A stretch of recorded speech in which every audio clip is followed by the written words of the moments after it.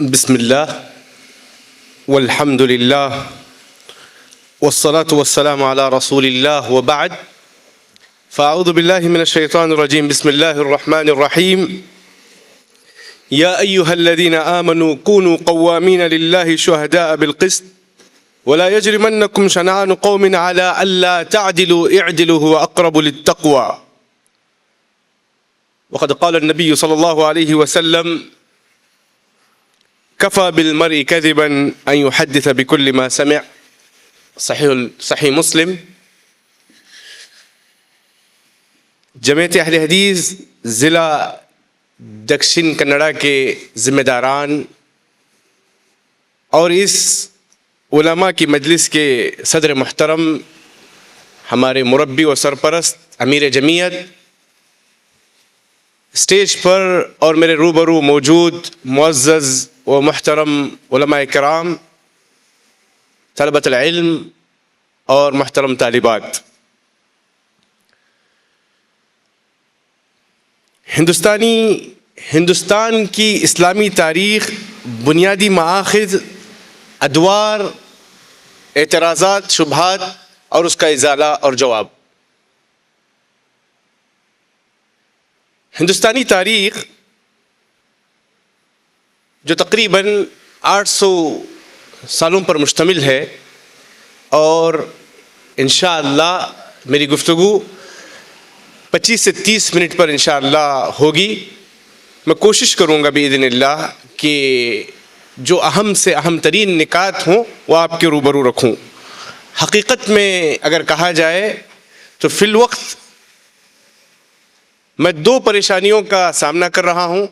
ایک تو علماء افاضل کے روبرو خطاب کرنا، اور دوسرا 800 سالہ تاریخ کو 25 سے 30 منٹ میں سمیٹنا سمندر کو کوزے میں سمونے کے مترادف ہے. قبل اس کے کہ میں اپنے خطاب کی طرف آگے بڑھوں، میں 2 روزہ پروگرام جو جمعیت اہل حدیث ضلع دکشن کنڑا کے زیر نگرانی ہو رہی ہے، بظاہر یہ 2 روزہ پروگرام ہے، لیکن اس کے پیچھے کئی مہینوں کی مسلسل جد و جہد اور محنت ہے. اس کا ثمرہ ہم دیکھ رہے ہیں اور انشاءاللہ آگے بھی دیکھیں گے. اللہ رب العالمین اس پروگرام کے جو اعلیٰ مقاصد ہیں اس میں کامیابی عطا فرمائے، اور اسی طرح ان اعمال کو شرف قبولیت کا درجہ عطا فرمائے. محترم سامعین، ہندوستان کی اسلامی تاریخ صرف حکومتوں اور جنگوں کا نام نہیں ہے، بلکہ یہ عدل، علم، دعوت، تہذیب اور ثقافت، سماجی اصلاحات کا ایک روشن باب ہے. اسلام یہاں تجار کے ذریعے، صوفیہ اور علماء اور مسلم حکمرانوں کے ذریعے پہنچا. اس تاریخ کو سمجھنے کے لیے جو اس کے بنیادی مآخذ، مراجع اور مصادر ہیں، اور اسی طرح مختلف ادوار اور ان پر اٹھنے والے سوالات، اعتراضات اور شبہات کا ہمیں منصفانہ جائزہ لینا چاہیے تاکہ حقیقت واضح ہو اور غلط فہمیاں دور ہو. ہم جس ہندوستان کی بات کر رہے ہیں، تقریباً اسپین کی تاریخ اور سرزمین ہند کی تاریخ ملتی جلتی ہے. پورے 800 سالہ عہد جہاں غزنوی سلطنت کے بانی سلطان سبکتگین نے 209 سال کی حکومت کی، پھر غوری سلطنت جس کے مؤسس محمد شہاب الدین غوری، جنہوں نے 20 سال کا عہد اس ہند پر حاکمانہ طور پر گزارا، پھر اس کے بعد سلطنت غلامہ تقریباً 97 سال، 1 صدی کے برابر ان کی حکومت رہی. پھر اس کے بعد سکندر ثانی کا جنہیں لقب ملا علاء الدین خلجی. علاء الدین خلجی، یہ الگ بات ہے کہ ان کی تصویر الگ انداز میں پیش کی جاتی ہے. تقریباً 30 سال کا عہد خلجی دور کا رہا. پھر خاندان تغلق تقریباً 94 ایئرس ان کی حکومت رہی. پھر اس کے بعد مختصر پیریڈ کے لیے سید سلطنت جس کے بانی سید خضر خان تھے جو 37 سال پر مشتمل تھا. پھر اس کے بعد لودھی سلطنت جس کے بانی بہلول لودھی تھے، تقریباً 75 سال پر مشتمل ان کی تاریخ رہی. پھر ایک عظیم عہد سلطنت سوری، شیر شاہ سوری نے جس کی بنیاد ڈالی، جو 16 سالوں پر مشتمل تھی. پھر اس کے بعد مغلیہ سلطنت جس کے بانی ظہیر الدین محمد بابر تھے. کل عہد جو انہوں نے ہندوستان پر کیا وہ تقریباً 317 سال کا عہد تھا. معزز سامعین، ہندوستان کی اسلامی تاریخ تقریباً 7ویں صدی سے 19ویں صدی تک عربوں کے سندھ آمد سے شروع ہوتی ہے اور مغلیہ سلطنت کے زوال تک پھیلی ہوئی تھی. حقیقت میں دیکھا جائے تو مغلیہ سلطنت اپنے عروج کے دور میں موجودہ دور کا افغانستان، بھارت، بنگلہ دیش، کل پاکستان پر اس کی حکومت تھی. بلکہ اورنگزیب رحمۃ اللہ علیہ کے عہد میں چین کا مانسروز نامی خطہ یہ بھی ہندوستان کا حصہ شمار کیا جاتا تھا. اگر کھلے الفاظ میں کہیں تو اکھنڈ بھارت، مہا بھارت کا صحیح کانسیپٹ اور ایک مکمل تصور ہمیں اورنگزیب کے عہد میں نظر آتا ہے. کشمیر سے لے کر کنیا کماری تک، بنگال سے لے کر کابل تک، ہمالیہ سے گوالیار تک ہماری حکومتیں اور سرحدیں پھیلی ہوئی تھیں. مسلم بادشاہوں نے اس ملک کو اکھنڈ بھارت اور مہا بھارت بنایا اور مغلیہ عہد میں ہمارے ملک کا جغرافیہ اور حدود بنگلہ دیش سے لے کر کابل تک پھیلا ہوا تھا.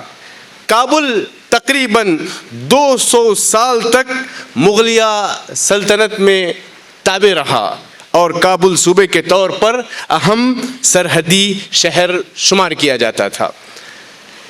تاریخ کی نظروں نے وہ دور بھی دیکھا ہے، لمحوں نے خطا کی تھی، صدیوں نے سزا پائی. تجھ کو بتاؤں میں تقدیر امم کیا ہے، تجھ کو بتاؤں میں تقدیر امم کیا ہے، شمشیر و سنا اول طاؤس اور رباب آخر. معزز سامعین، جب ہم تاریخ کے حوالے سے بات کر رہے ہیں تو اس اصول کو اور اس سنہرے جملے کو اپنے ذہنوں میں ہمیشہ اس کو حاضر رکھیں. من لم يعرف التاریخ لا يستطيع صناعة المستقبل. جو شخص اپنی تاریخ سے ناواقف ہو، جو شخص اپنی تاریخ سے ناواقف ہو، وہ مستقبل کے عزائم، مستقبل کے پلان اور فیوچر اسٹریٹجک پلان کبھی نہیں کر سکتا. اور جو قوم تاریخ سے ناواقف اور نابلد ہو، وہ قوم اور اس کے مد مقابل کے جو اقوام ہیں، اس قوم سے صرف اس کی تاریخ ہی نہیں بلکہ اس کے جغرافیہ کو بھی چھین لیتے ہیں. اس ملک کو اس 800 سال کے عہد میں ہم نے الطائر الذهبی یا بقرۃ الحلوب یعنی سونے کی چڑیا بنایا. 800 سالہ حکومت کرنے کے دوران ہمارے مسلم حکام نے اس ملک کو سنوارا، اس ملک کو خوبصورت بنایا اور سجایا. ابھی آپ جس علاقے میں ہیں منگلور، یہاں پر دیکھیں گے کہ ریلوے ٹریک کا جال بچھا ہوا ہے. بلکہ جتنے بھی ہندوستان کے اہم پورٹس ہیں، چاہے وہ کلکتہ ہو، ممبئی ہو، مدراس ہو، منگلور ہو، بہت سے آپ مثالیں دے سکتے ہیں. یہ جو ٹرینوں کا جو جال بچھا ہوا ہے، ریلوے کا جو سسٹم بنا ہوا ہے جسے انگریزوں نے بنایا، بظاہر یہ خدمت نظر آتی ہے، حالانکہ دیکھا جائے تو یہ اس شکار کے مانند ہے جو کبوتر کو دانہ ڈالتا ہے، اس پر ہمدردی کی بنیاد پر نہیں بلکہ اسے شکار کرنے کے غرض سے یہ جو ریلوے ٹریک بچھائے گئے، یہ جال جو بچھایا گیا، صرف یہاں کے قیمتی اثاثے کو برطانیہ منتقل کرنے کے لیے. اس کے مد مقابل ہمارے جو مسلم حکمران تھے وہ اسی مٹی میں مدفون ہیں اور ان کی تعمیرات آج بھی کروڑوں کی مقدار میں ایک انکم سورس جنریٹ کرنے کا ذریعہ بنی ہوئی ہیں. جو کروڑوں کی شکل میں، چاہے وہ تاج محل ہو، قطب مینار ہو، لال قلعہ ہو، جتنے بھی قلعے ہیں، ایک انکم سورس کا ذریعہ ہے، آمدنی کا ذریعہ ہے۔ کھنڈر دیار وفا کے کریت کر دیکھ، کھنڈر دیار وفا کے کریت کر دیکھ، ہمارے نام کا پتھر ضرور نکلے گا۔ اورنگزیب عالمگیر کے دور میں ہندوستان دنیا کے امیر ترین شہروں میں شمار ہوتا تھا، اور دہلی پورے ملک کا ایک خوبصورت شہر شمار کیا جاتا تھا۔ اورنگزیب رحمۃ اللہ علیہ کے زمانے میں دنیا کی جو کل جی ڈی پی تھی اس کا چوتھائی حصہ 1/4 ملک ہندوستان سے پیدا کیا جاتا تھا۔ 1/4 جی ڈی پی اس کی پیداوار ملک عزیز سے ہوا کرتی تھی۔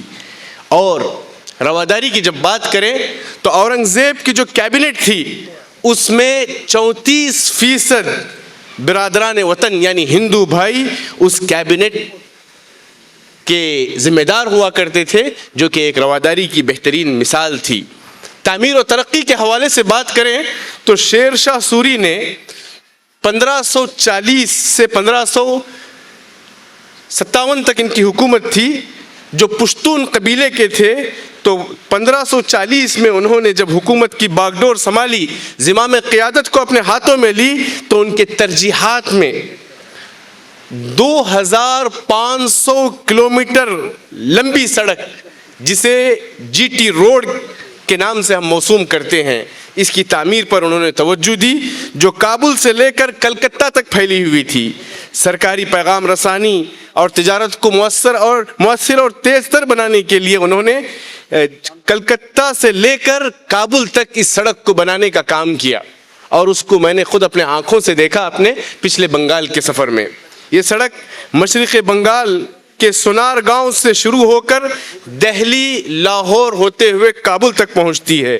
بہرکیف اس راستے کی اس سلسلے میں جو انہوں نے درخت لگوائے، کنویں بنوائے، ڈاک کا نظام قائم کیا، فوجی نقل و حرکت کا کام ہوا، اور اسی طرح سمجھیے اس راستے کے ذریعے شمال ہند مشرقی علاقوں سے اور مغربی سرحدوں سے مضبوط طریقے سے جڑ گیا۔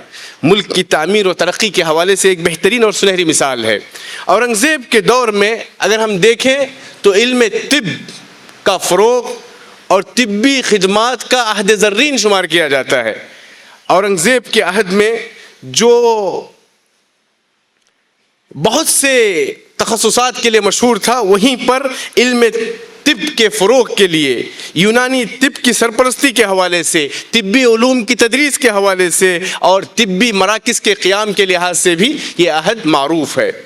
اورنگزیب کے زمانے میں 3 بڑے تاریخ داں تھے، ان میں ایک سجن رائے کھتری جو خلاصۃ التاریخ کے فارسی مترجم ہیں، بھیسم سین جو نسخہ دلکشاں کے فارسی کتاب کے مصنف ہیں، ایشور داس جو صاحب فتوحات عالمگیری فارسی زبان میں کتاب ہے۔ ان تینوں تاریخ دان اس نتیجے پر پہنچے ہیں کہ ڈاکٹری کی تعلیم اورنگزیب کے زمانے میں شروع ہوئی، اور باقاعدہ ان کے عہد میں ڈاکٹری کی تخصص کی مختلف کتابیں تھیں، طب اکبری، منزہ القلوب، تعریف الامراض، مجرات اکبری، طب نبوی وغیرہ وغیرہ۔ اور اورنگزیب سے بہت پہلے دہلی میں ہم عہد فیروز شاہی میں دارالشفا ہسپتال کا وجود دیکھتے ہیں۔ اورنگزیب کے زمانے میں کالجوں میں پڑھایا جانے والا طب سے متعلق مکمل سلیبس اس کی تزئین کی گئی تھی۔ اس میں ایک اہم کتاب طب فیروز شاہی تھی، جو وقت کے حاکم فیروز شاہ تغلق کی تالیف ہے۔ ترقی کا اندازہ لگائیں کہ اس دور میں صرف دہلی میں تقریباً 100 سے زائد ہسپتال تھے۔ یہ ایسے موضوعات ہیں جو ہمارے تحقیقات کا حصہ بننی چاہیے۔ معزز و محترم سامعین، ملک عزیز کی تاریخ سے واقفیت ازحد ضروری ہے اور اہم بھی ہے، خصوصاً ہم جس دور سے گزر رہے ہیں جہاں نصابی کتابوں کے ساتھ چھیڑ چھاڑ اور تبدیلیاں واقع ہو رہی ہیں، جہاں شہروں کے نام، سڑکوں کے نام، اداروں کے نام بدلے جا رہے ہیں۔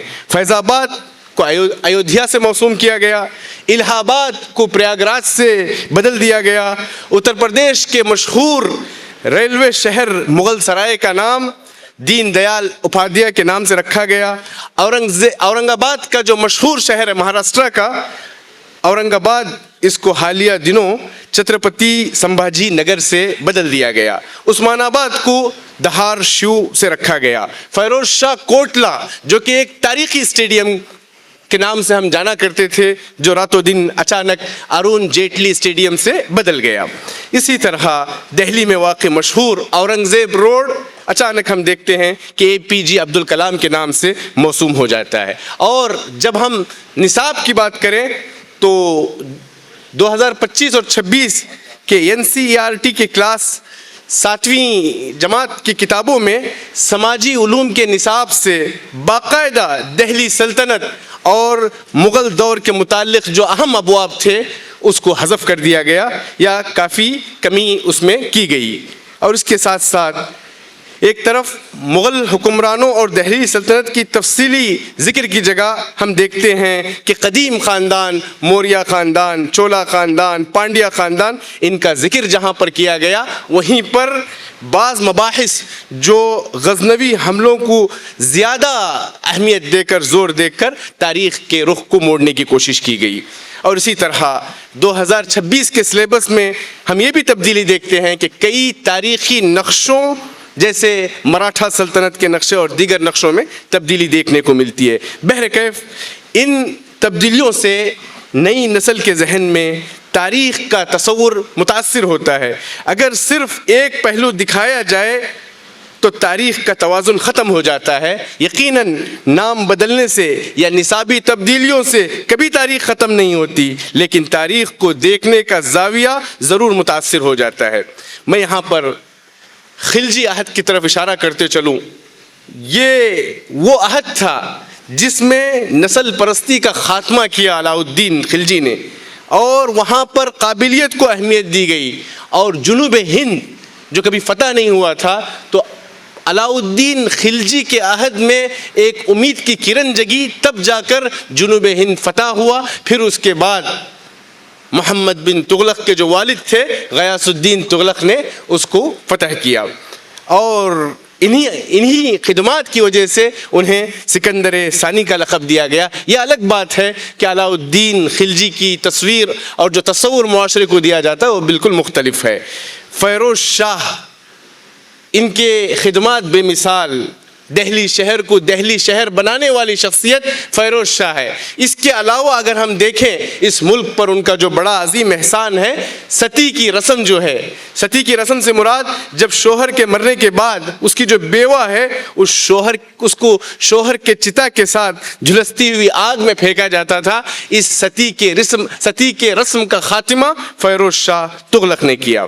معزز سامعین، اب ہمارے سامنے ایک مبحث ہے مراجع، مآخذ، مصادر کے حوالے سے۔ یہ یقیناً جس انداز سے میں اسے پیش کرنا چاہ رہا تھا وہ 3 صورتیں تھیں۔ سب سے پہلے آپ کے سامنے ہندوستان کی تاریخ کے عمومی جو مراجع و مآخذ و مصادر ہیں وہ پیش کرنے کا ارادہ ہے، اور اس کے ساتھ ساتھ ایک بطور مثال کسی ایک عہد کے تفصیلی مراجع آپ کے سامنے پیش کرنا چاہ رہا تھا، اور اسی طرح ہر عہد کے حساب سے جو خصوصی مراجع ہیں وہ پیش کرنا چاہتا ہوں اگر وقت اجازت دے۔ میں چاہوں گا کہ جیسے ہی میرا وقت ختم ہو مجھے اشارہ دیا جائے، کیونکہ ایک تاریخ اس کے لیے کوئی نہایہ اور اختتام نہیں ہے، سمندر ہے جس کا کنارہ نہیں ہے۔ تو ہندوستان کی اسلامی تاریخ کے حوالے سے جو پہلا اسلوب میں آپ کے سامنے رکھنا چاہتا ہوں وہ عمومی کتابیں جو تاریخ میں ہمارے لیے بہت ہی اہمیت کے حامل ہیں۔ ہندوستان کی اسلامی تاریخ کو سمجھنے کے لیے جو اصل تاریخی مصادر ہیں، جسے پرائمری سورس کہتے ہیں، نہایت اہم ہیں۔ سب سے پہلے چچ نامہ، یہ ایک اہم کتاب ہے۔ چچ نامہ سندھ کی تاریخ، محمد بن قاسم جو عمر ابن عبدالعزیز جب مدینہ کے گورنر تھے، ولید ابن عبد الملک کے عہد میں حجاج ابن یوسف کی رہنمائی میں ہندوستان میں بطور فاتح داخل ہوتے ہیں، تو ان کے حوالے جات آپ کو اس کتاب میں ملیں گے۔ چچ نامہ سندھ کی تاریخ اور خصوصاً محمد بن قاسم کی فتح سندھ کے متعلق ایک اہم تاریخی ماخذ ہے۔ اس میں عربوں کی آمد سے پہلے سندھ کے سیاسی حالات، راجہ داہر کی حکومت، چچ خاندان اور بعد میں اسلامی فتوحات کا تفصیلی ذکر ملتا ہے۔ یہ کتاب اصل میں عربی روایتوں پر مبنی تھی جو بعد میں فارسی زبان میں ترجمہ کی گئی۔ ابتدائی اسلامی دور ہند کو سمجھنے کے لیے یہ بنیادی ماخذ ہے، اگرچہ اس کے بعض حصوں پر علمی تنقید کی جا سکتی ہے۔ اور دوسری کتاب تاریخ فرشتہ، مصنف محمد قاسم فرشتہ، یہ ہندوستان کے مسلم سلطنتوں کی ایک مشہور اور جامع فارسی تاریخ ہے۔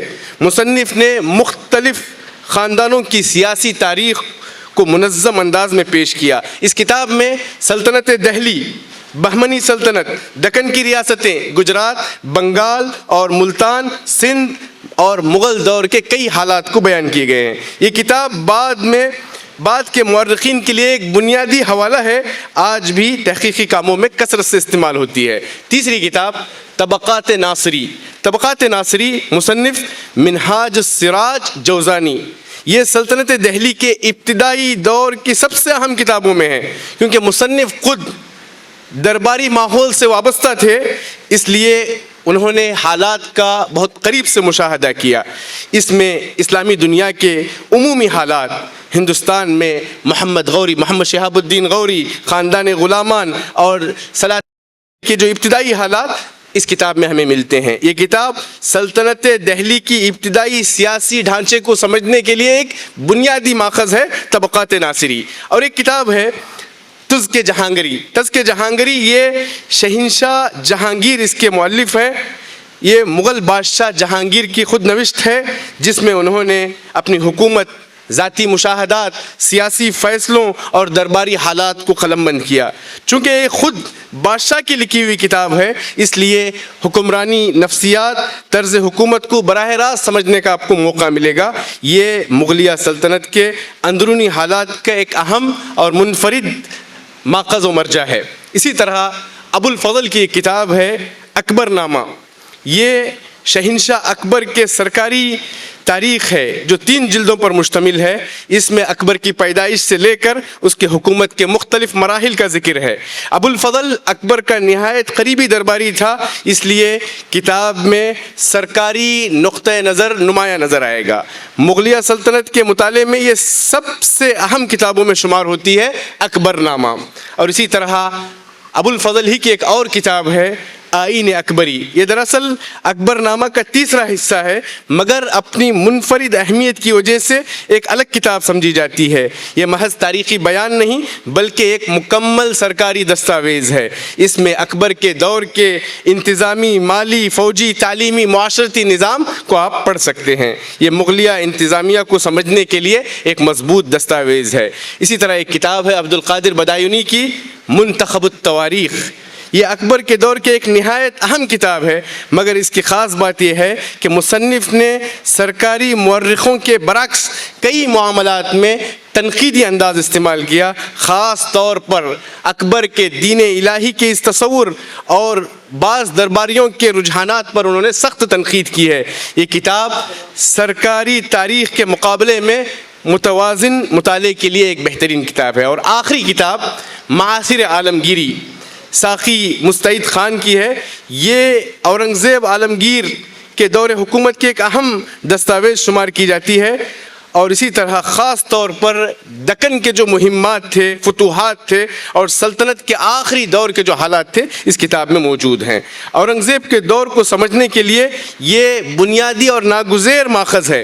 یہ تمام کتابیں ہندوستان کی اسلامی تاریخ کے اصل ستون ہیں، ان کے بغیر مسلم ہندوستان کے سیاسی، علمی، تہذیبی اور تاریخ کو صحیح طور پر نہیں سمجھ پائیں گے۔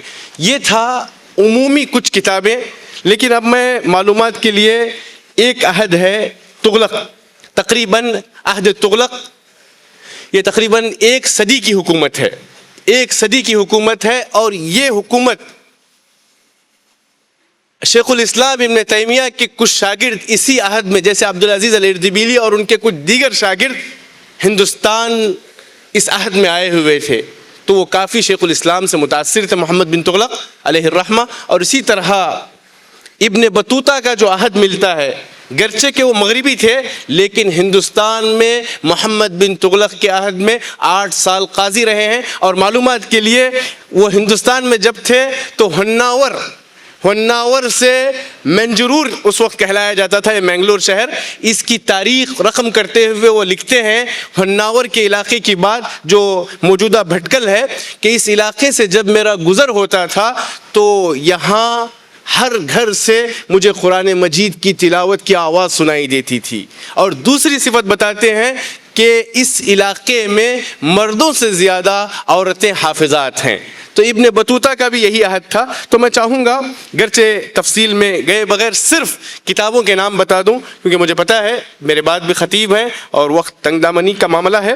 عہد تغلقی سے متعلق چند مصادر میں جو تصور دینا چاہ رہا ہوں وہ یہ کہ ہم ہندوستانی تاریخ کو ہر عہد کو الگ بنا کر اس کی تاریخ کا مطالعہ کریں. پہلا عہد شروع ہوتا ہے محمد بن قاسم، پھر اس کے بعد غزنوی سلطنت، پھر ان کا دائرہ حکومت کہاں تک پہنچا، پھر اس کے بعد محمد شہاب الدین غوری کی انٹری ہوتی ہے، پھر اس کے بعد قطب الدین ایبک جو قطب مینار بنا ہوا ہے وہ عہد شروع ہوتا ہے، پھر اس کے بعد جس کو ہم خاندان غلامہ کہتے ہیں، پھر اس کے بعد عہد خلجی جنوب تک نہیں پہنچ پایا لیکن علاؤالدین خلجی نے پہلی کوشش کی کیونکہ جنوب کو فتح کرنا آسان نہیں تھا.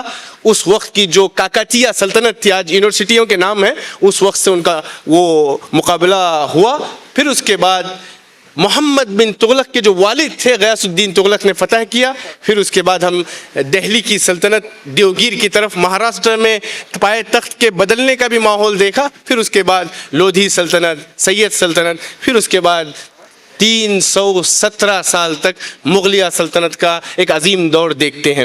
تو میں صرف عہد تغلق کے کچھ مراجع میں آپ کو بتاتا چلوں. سب سے پہلے عہد تغلق میں جو ہمیں مرجع کی حیثیت ملتی ہے وہ ہے تغلق نامہ جو امیر خسرو دہلوی جو تھے، جو کہ فارسی شاعر تھے، ابو الحسن امیر بن امیر سیف الدین محمود شمس البخاری دہلوی، یہ مشہور صوفی شاعر مورخ تھے.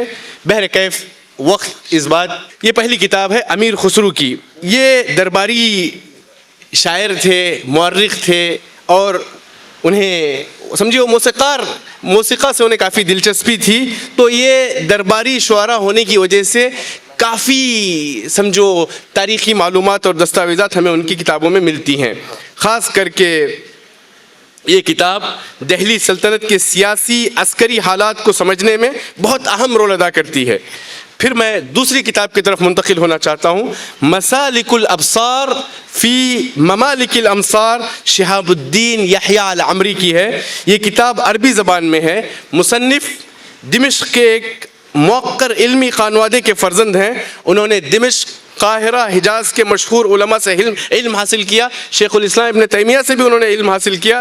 جب انہوں نے علم حاصل کر لیا تو دوبارہ دربار میں شامل ہوئے اور قاہرہ میں عہد بڑے مناصب پر فائز ہوئے. اور یہ کتاب جو ہے ہندوستان میں تغلق دور کے اہم مراجع میں شمار ہوتی ہے کیونکہ اس میں ہند اور سندھ سے متعلق ایک انہوں نے مستقل خاص باب لکھا ہے جس میں سلطان محمد تغلق کے، دیکھیے سلطان محمد تغلق اس شخص کو ایک اناڑی کے طور پر پیش کیا گیا، ایک ڈکٹیٹر کے طور پر پیش کیا گیا. ہمیشہ یاد رکھیں اکبر جیسے لوگوں کی جب آپ تاریخ پڑھتے ہیں جہاں رواداری کے نام پر سب چیزیں ہوتی ہیں تو انہیں بڑی عزت ملتی ہے.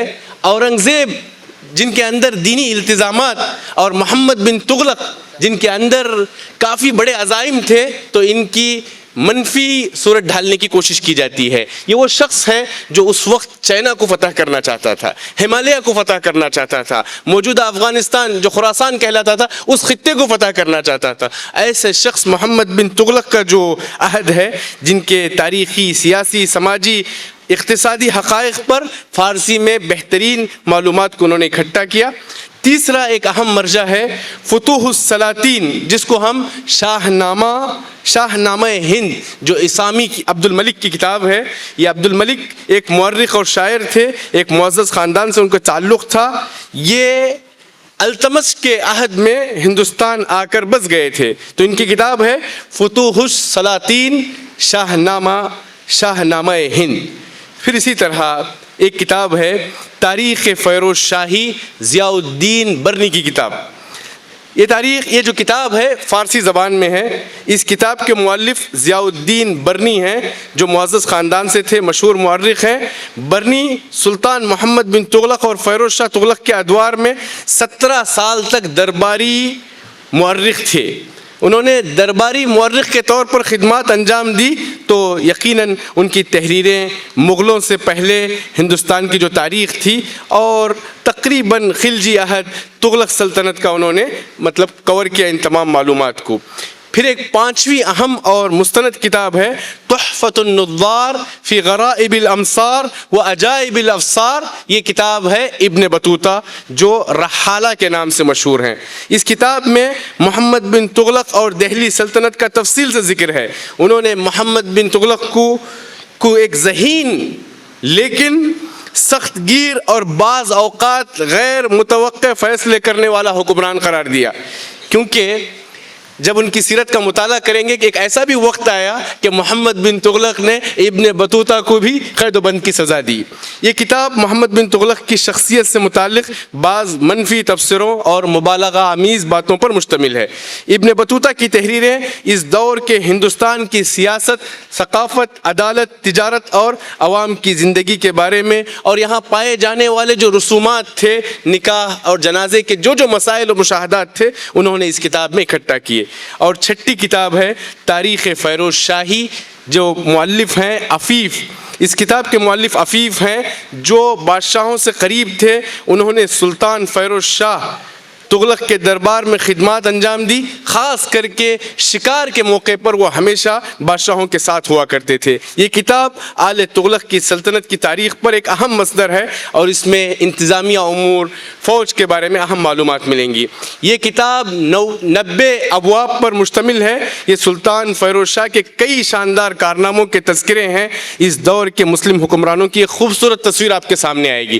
دیکھیے, جب ہم ان بادشاہوں کا ذکر کرتے ہیں ان میں کچھ ایسے بادشاہ گزرے ہیں جن کا عہد فیروز شاہ 37 سال کی حکومت, اکبر 50 سال کی حکومت, اورنگزیب تقریباً 49 ایئر کی حکومت. تو کئی ایسے بادشاہ, اگر 4-5 بادشاہوں کی زندگی اگر دیکھ لیں تو 2 صدیوں سے زیادہ ہے. تو اس لیے یہ جو تفصیلی تاریخ ہے انہی کے کتابوں میں پڑھنے اور آج کی تحریف شدہ تاریخ کو جب ہم پڑھتے ہیں تو آسمان و زمین کا فرق ہے. اسی طرح ایک اہم کتاب ہے فتوحات فیروز شاہی. فیروز شاہ تغلق یہ فارسی کتاب ہے. فتوحات فیروز شاہی ایک تاریخی کتاب ہے جو سلطان فیروز شاہ تغلق کے عہد میں لکھی گئی. اس کتاب میں فیروز شاہ تغلق کے حکومت کے دوران ہونے والے فتوحات, اصلاحی انتظامات, عوامی فلاح بہبود وغیرہ وغیرہ اس میں آپ کو تفصیل سے ملیں گے. اور اسی طرح ایک آخری مرجع ہے صبح الاعشاء فی صناعت الانشاء جو خلقشندی کی کتاب ہے. یہ کتاب دراصل مراسلاتی اور دفتری تحریر یعنی حکومتی جو دفتر کے جو معاملات ہوتے ہیں اس کا ایک حسین امتزاج اور ایک بہترین انسائکلوپیڈیا کے مترادف ہے, جس میں مملوک سلطنت کے دور میں دفتری خط و کتابت, سفارتی تحریریں, سرکاری خط و کتابت کے اصول, زبان اور ادب وغیرہ کو بیان کیا گیا ہے. بظاہر ایسا لگتا ہے کہ خلقشندی جو ہیں عمری کی جو کتاب تھی المسالک والممالک سے انہوں نے فائدہ اٹھایا ہے. یہ کتاب آج بھی عربی ادب, تاریخی دستاویزات اور سرکاری خط و کتابت کے مطالعے میں ایک بنیادی حیثیت رکھتی ہے. اب ہمارے سامنے آپ آمد تیمم برخاست, تو مجھے اجازت دی جا رہی ہے کہ کچھ اور لمحات کنٹینیو کروں, کیونکہ اب ہمارے سامنے ہندوستان کی تاریخ, ادوار اور سورسز, مآخذ, مراجع, ان تمام شقوں سے ہم فارغ ہو چکے ہیں. اب ہمارے سامنے موضوع کا ایک ٹکڑا باقی ہے, اہم اعتراضات اور شبہات کا جواب. جو بقیہ وقت ہے ہم انشاءاللہ غنیمت سمجھتے ہوئے جو ممکن ہو ان شبہات اور اعتراضات کے جوابات دینے کی کوشش کریں گے. سب سے پہلا اعتراض جو مسلمانوں پر کیا جاتا ہے وہ یہ کہ مسلمان غیر ملکی ہیں, ملک ہندوستان کے حق میں وفادار نہیں ہیں. یہ ہمارے اوپر بہت بڑا لیبل ہے. دیکھیے, مسلمان ہندوستان میں صدیوں سے آباد ہیں, وہ یہاں کے مقامی سماج کا حصہ بن چکے ہیں. اب انہیں غیر ملکی کہنا یہ درست نہیں ہے، کیونکہ یہ مسلمان ہندوستان کی آزادی کے موقع پر جانے کا اختیار اور آپشن تھا، اس کے باوجود وہ اس ملک عزیز میں رہنے کے لیے تیار ہوئے. یعنی وہ بائی چوائس مسلم ہیں، بائی چوائس ہندوستانی ہیں، نہ کہ بائی چانس ہندوستانی ہیں. انہوں نے اختیارات کے باوجود انہوں نے ہندوستان میں رہنے کو ترجیح دی. مسلمان یہاں اتفاقاً نہیں بلکہ اپنی شناخت اور وابستگی کے ساتھ رہتے ہیں. ان کی پیدائش، زندگی، وفات سب اسی سرزمین سے جڑی ہوئی ہے. دیکھیے شیر شاہ سوری جن کی 2500 کلومیٹر لمبی جو سڑک بنائی، یہ خود ایک بہت بڑی دلیل ہے. 2500 کلومیٹر کی جی ٹی روڈ کی تعمیر نو کا عظیم کام شیر شاہ سوری کے عہد میں ہوا. یہ ان کے اس ملک سے لگاؤ اور محبت کی علامت ہے. اور دوسری بات، شیر شاہ سوری اصلاحات کے حوالے سے، کسانوں کے حوالے سے جو ان کا سسٹم تھا، یہ الگ بات ہے کہ شیر شاہ سوری کا عہد صرف 16 سال کا تھا. 16 سال ان کی حکومت رہی، لیکن ان کے کارنامے اور اچیومنٹس اور انجازات، اس پہ بڑی تفصیل چاہیے. اب ہمارے وفاداری سے متعلق سوال ہے، تو آپ کو معلوم ہونا چاہیے کہ لال قلعے پر پہلا ترنگا سب سے پہلے جنرل شاہ نواز خان نے لہرایا تھا. پہلا ترنگا جو لال قلعے پر لہرایا گیا وہ جنرل شاہ نواز خان کے ہاتھوں تھا. اور اسی طرح آپ تاج محل، ہمیں عقدی اعتبار سے اس پہ کافی ملاحظات ہیں.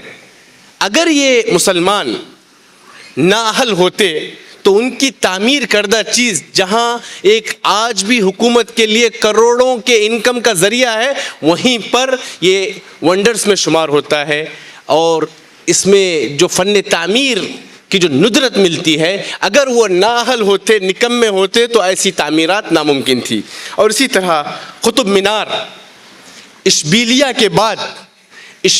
کے بعد سب سے بڑا مٹی سے بنا ہوا اگر کوئی منارہ دنیا میں ہے تو وہ قطب مینار ہے، جو 5 میجر زلزلوں کے باوجود آج بھی وہ اپنی بنیادوں پر قائم ہے. اور اسی طرح ابوالکلام آزاد پہلے وزیر تعلیم ہیں. جموں و کشمیر کے شہید بریگیڈیئر محمد عثمان کی تاریخ کا مطالعہ کریں، اور اشفاق اللہ خان پھانسی پر لٹکنے کو انہوں نے گوارا کیا لیکن سمجھوتا نہیں کیا. اور اس ملک کا پوری تاریخ میں سب سے بڑا فنڈ یعنی 5000 کلو سونا جو میر عثمان علی نے دیا. اور اسی کے ساتھ ساتھ بھارت کے میزائل مین، میری مراد صدر جمہوریہ ابوالکلام کی جو قربانیاں رہی ہیں. اور اسی طرح ہم دیکھیں تو جو انقلابی نعرے لگائے گئے، وہ تمام نعروں کی نسبت، چاہے وہ انقلاب زندہ باد ہو حضرت موہانی، یا جے ہند حسن عابد، اور مادر وطن بھارت کی جان، اس طرح جو سرفروشی کی تمنا، جتنے بھی یہ نعرے لگائے گئے، یہ نعروں کے موجد بھی مسلمان تھے. اسی طرح اعتراضات کی ایک لمبی فہرست ہے. اس پر مسلم مورخین کی کتابیں جہاں ہمیں کام آئیں گی، موجودہ تالیفات جہاں پر ہمیں کام آئیں گی، وہیں پر غیر مسلم منصف مورخین کی بھی بہت سی ایسی کتابیں ہیں جو ہمیں اس کا جواب دیتے ہوئے نظر آتی ہے. ہمیں ہندوستان کی اسلامی تاریخ کو تعصب کی دھندلی فضا سے نکال کر تحقیق کی روشنی میں دیکھیں، اس کے ادوار کو سمجھیں، اس کے بنیادی مآخذ کے ساتھ انصاف کے ساتھ مطالعہ کریں، اور اس عظیم تہذیبی ورثے کو آنے والی نسلوں تک صحیح صورت میں پہنچانے کا کام کریں. کیونکہ جو قوم اپنی تاریخ کو سچائی کے ساتھ پڑھتی ہے، وہی اپنے مستقبل کے وقار اور بصیرت کو تعمیر کر سکتی ہے. اسی پر میں اپنی بات کو اکتفا کرتے ہوئے ذمہ داران اور قائمین کا شکر ادا کرتے ہوئے اپنی بات ختم کرتا ہوں. فجزاکم اللہ خیراً و شکراً، وصلی اللہ تعالی علی نبینا محمد وعلی آلہ وصحبہ وسلم. والسلام علیکم ورحمۃ اللہ وبرکاتہ.